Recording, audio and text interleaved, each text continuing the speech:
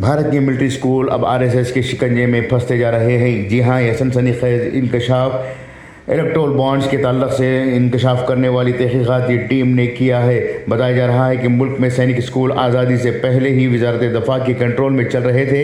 आज़ादी के बाद इनमें मज़ीद तोसी हुई। सैनिक स्कूलों से बच्चों को तालिबुल इल्मी के ज़माने से ही मुल्क की फ़ौजों के लिए तैयार किया जाता है और बाद में वो तीनों अफवाज के मुख्तलिफ इम्तहानात के ज़रिए अफसर सतह के ओहदों पर भर्ती किए जाते हैं। लेकिन आरएसएस से मुंसलिक इदारों, साधवियों और लीडरों के ज़रिए इंतज़ाम चलने वाले सैनिक स्कूलों से तलबा को नज़रिए के मुताबिक तैयार करने के बाद फ़ौज में भेजने की तैयारी की जा रही है। इस तहकीकाती रिपोर्ट के ज़रिए मोदी हुकूमत को एक बार फिर कटहरे में खड़ा कर दिया गया है।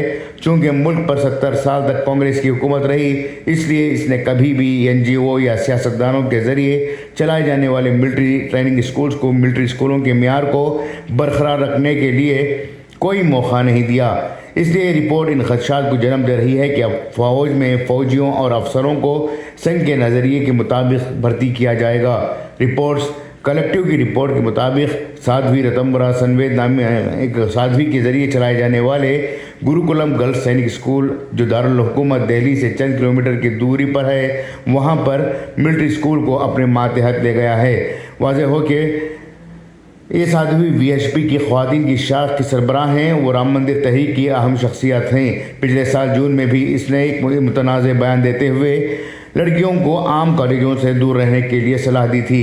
इत्तलात के मुताबिक वृंदावन में साध्वी रतंबरा गर्ल्स स्कूल और हिमाचल प्रदेश के सिविलन में राजलक्ष्मी सनवेद गुरुकुलम, इन सैनिक स्कूलों को एसएसएस के साथ मफाहमत की याददाश्त यानी एमओए पर दस्तखत किए हैं।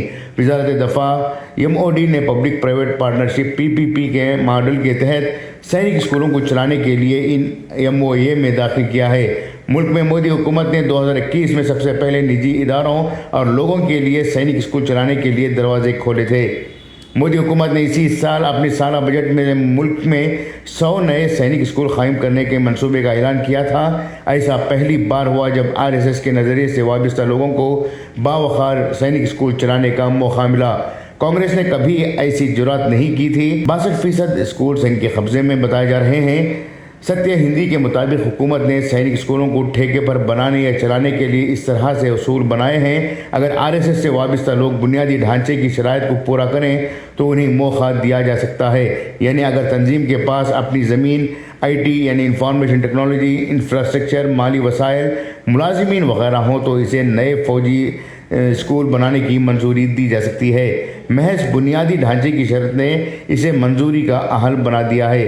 इस शर्त की बुनियाद पर संघ परिवार से वाबस्ता स्कूलों और हमख्याल तंजीमों की तरफ से कई दरख्वास्तें दी जा रही हैं। रिपोर्टर्स कलेक्टिव ने अपनी तहकीकात का हवाला देते हुए कहा कि अब तक दस्तखत किए गए 40 सैनिक स्कूल मुआहिदों में से कम 62% आरएसएस और इससे वाबस्ता तंजीमों, बीजेपी रहनुमाओं, इसके सियासी हलीफों और दोस्तों हिंदुत्व से वाबस्ता स्कूलों के हैं।